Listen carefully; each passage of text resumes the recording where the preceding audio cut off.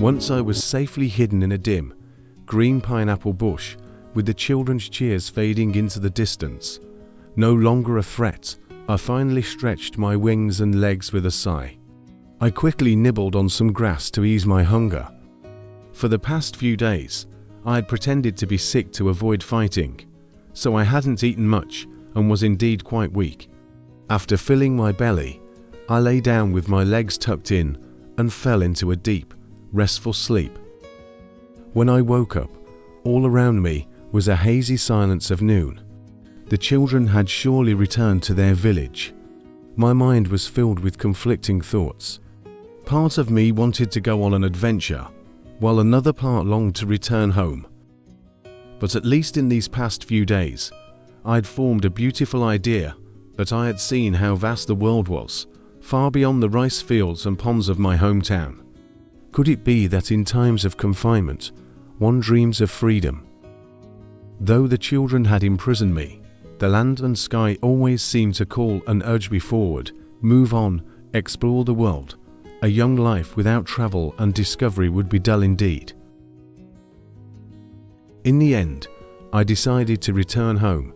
I realized I had been away ever since I was captured, and I imagined my mother must have visited my old burrow, seen it ruined, and shed countless tears. Thinking of that filled me with love and longing for her. I was the youngest in the brood. She had pampered me, giving me tender grass when she brought me to our new burrow. So I began my journey home. I thought that after seeing my mother and reassuring her that I was alive and well, I would set out again on a long adventure. I parted the grass and looked for the way home. The road back was long and winding. One day, while crossing a stretch of grassy wetlands, I suddenly heard soft sobbing. I paused and listened carefully, recognizing the sound nearby. A few steps ahead, I saw Miss House Cricket sitting with her head bowed beside a stone.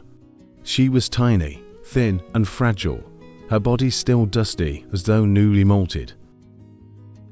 She wore a long brown dress with some yellow spots, and her wings, thin like a young butterfly's, drooped weakly.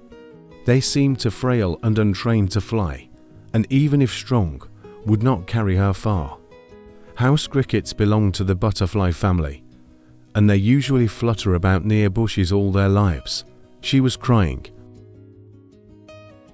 Sensing something unjust had happened, I asked, "Why are you crying in the middle of the road like that?" She looked up, her face soaked with tears, then politely bowed. House cricket girls are always gentle and courteous. "Good day, sir. Please sit with me." I replied at once. "No time to sit. Why are you crying?" Then she burst out. Oh, sir. Please help me. Who bullied you?" The spiders, sir. Please save me." I grew impatient. "Which spiders? Stop crying. Tell me everything clearly, or I won't know how to help you." Then she explained. Last year, during a famine, my mother borrowed some food from the spiders. Later, she passed away, and I was left all alone. I'm small and weak, barely able to feed myself. I've been struggling, but I still haven't been able to repay the debt. The spiders insist I pay it. They've even beaten me several times. Today, they set up webs across the path to catch me, saying they'd tear off my legs and wings and eat me. I spread my claws and told her. "Don't be afraid. Come with me. Evil creatures must not bully the weak. That's not how the world should work." I led her along. Soon, we reached the spiders' ambush site. The spiders had intricately spun webs from one side of the path to the other, layer upon layer, so dense even the smallest gnat couldn't slip through. At the center of the web stood a spider guard. His task was to signal the others hiding nearby as soon as he saw House Cricket approach. As I neared the webs, I noticed many spiders lurking in the crevices: old, young, female, male, water spiders, wall spiders, hammock spiders, tree spiders, stone spiders, even ghost spiders, every kind imaginable. They stood still as rocks, but looked ferocious. I called out loudly, "Who's the leader of you lot? Come out here and talk to me."